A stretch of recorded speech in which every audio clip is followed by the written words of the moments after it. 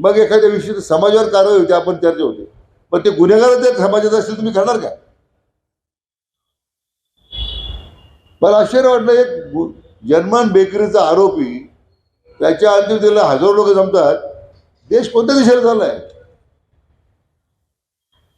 देशद्रोही कारवाई करणाऱ्याच्या अंत्यविधीला ठीक आहे, दुर्दैवाचा अंत कसा झाला असेल भाग वेगळा, पण लोक त्याचा उत्सव साजरा करतात, म्हणजे लोक त्याच्या दिशेत हजर राहतात. संताप येतो आपल्यासारख्या एखाद्या माणसाला की काय चाललं का आपल्यामध्ये. आणि ते लागण जाणून आपली काही मंडळी करतात राजकीय पक्षाची मता करता. तो जर्मन बेकरीचा मुख्य आरोपी होतो. हजारो निरपराध लोक त्या ठिकाणी, काही निरपराध लोक मारले गेले त्या जर्मन बेकरीच्या बॉम्बस्फोटमध्ये. लोकांचं धाडस किती वाढलेलं आहे. हे धाडस काय वाढलं? सगळ्यात पहिले सगळ्यांना नमस्कार. आजची जी आपण जी प्रेस बोलवली आहे त्याच्या पाठीमागचं कारण असं आहे का मागच्या 31 तारखेला जे आमचे बंधू हाजी बंटीभाई जागीरदार यांची जी हत्या झाली, त्या हत्येच्या नंतर सोशल मीडियावर किंवा काही नेते मंडळीकडनं जी चुकीची स्टेटमेंट, चुकीचे बातम्या पसरवले जात आहे मुद्दामून, त्याच्या बाबतीत जे आहे आम्हाला खुलासा करणं गरजेचं होतं, असं आमचं सगळ्या परिवारांचं, समाजाच्या आणि गावातल्या लोकांचं म्हणणं होतं. त्यासाठी आम्ही एक प्रेस जी आहे ती आयोजित केली. त्या प्रेसमध्ये सगळे लोक आले, त्याबद्दल सगळ्यांचं धन्यवाद, आभार. ह्याच्यामध्ये आम्ही काही गोष्टी निदर्शनास आणून दाखवतो आणि एक आमची जी प्रेस नोट आहे ती वाचून दाखवतो. सगळ्यात पहिले प्रेस नोटमध्ये, ही प्रेस नोट माझी स्वतःची आहे.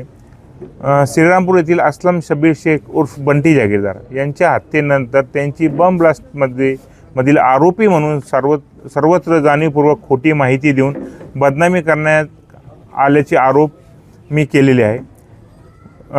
बदनामी करण्याचे आरोप काही करण्यात येत आहे. नगरसेवक म्हणून मी त्यांचा भाऊ म्हणून वास्तविक बंटी जागीरदार यांचा जर्मन बेकरीशी जो संबंध जोडला जात आहे त्या संबंधाचा आणि बंटी जागीरदारचा काही संबंध नाही.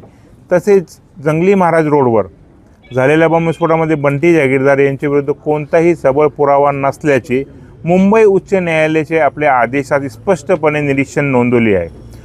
उच्च न्यायालयाने जंगली महाराज रोडवर बॉम्बस्फोट प्रकरणात प्रथमदर्शनी बंटी जागीरदार विरुद्ध कोणताही पुरावा नसल्याचे आपल्या आदेशामध्ये म्हटलेले आहे.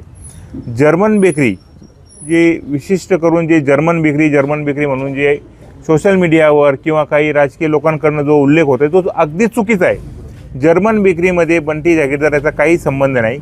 त्या केसमध्ये तो आरोपीसुद्धा नाही आणि त्या केसचं त्याचं दूरपर्यंत त्याचं काही कन्सर्न नाही. त्या केसमधले जे आरोपी आहे ते सारंग कुलकर्णी म्हणून आहे आणि ते फरार आहे. त्याच्या व्यतिरिक्त जी दुसरी जी केस आहे जंगली महाराजची, त्याच्यामध्ये आमच्यावर बंटी जागीरदारवर फक्त एक पिस्टल देण्याचा आरोप आहे. जी पिस्टल ती त्यांनी विकली होती त्या घटनेच्या 3-4 महिन्यानंतर, आणि ती पिस्टल कुठेही त्या घटनेत वापरलेली नाही.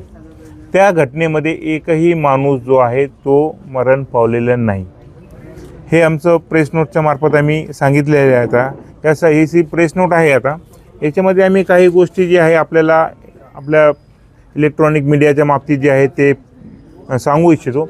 ही पहिली प्रेस नोट आहे जी आमच्या बाबतीत जी चुकीची बातमी सोशल मीडियावर वगैरे न्यूजपेपरमध्ये दाखवली देत आहे ती चुकीची आहे.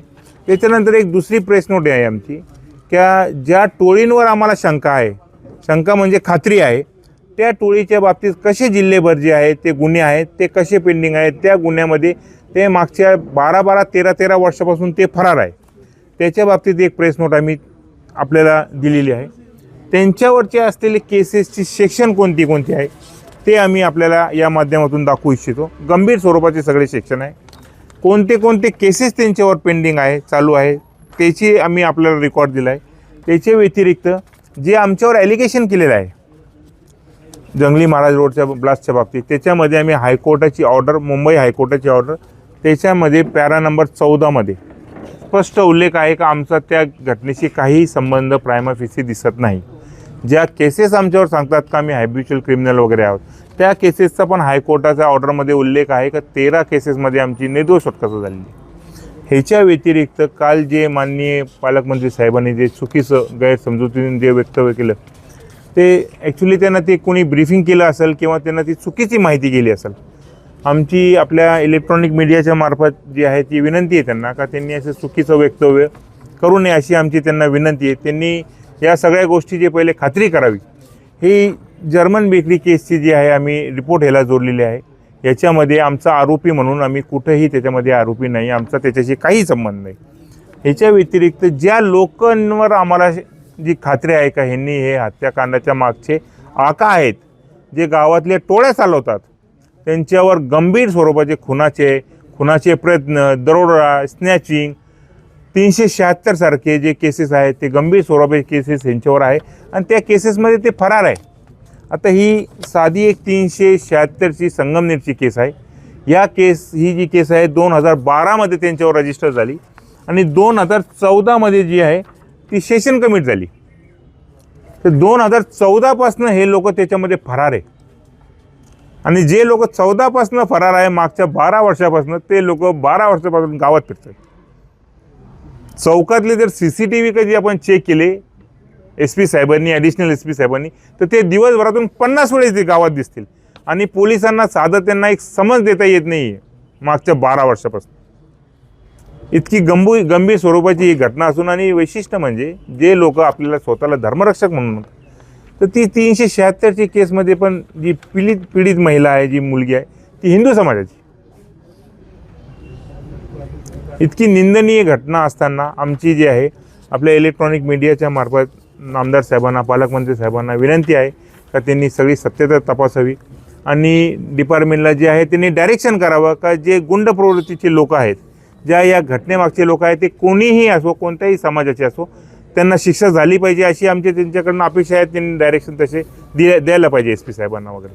त्या घटनेनंतर पोलीस तपास योग्य दिशेने चालू असं वाटतं का? आमची त्याच्या बाबतीत शंका आहे साहेब, कारण जे लोक त्यांनी जे घटनेच्या नंतर आज 4 दिवस झाले त्यांना PC मिळाली, त्याच्यामधले ते आरोपी त्यांनी कोणते धरले, त्याच्यामधले त्यांनी गाडी हस्तगत केली का नाही, त्याच्यामधले त्यांनी वेपन्स हस्तगत केले का नाही, या सगळ्या गोष्टी जे आहेत ते आम्हाला कळणं गरजेचं आहे असं आमचं म्हणणं आहे.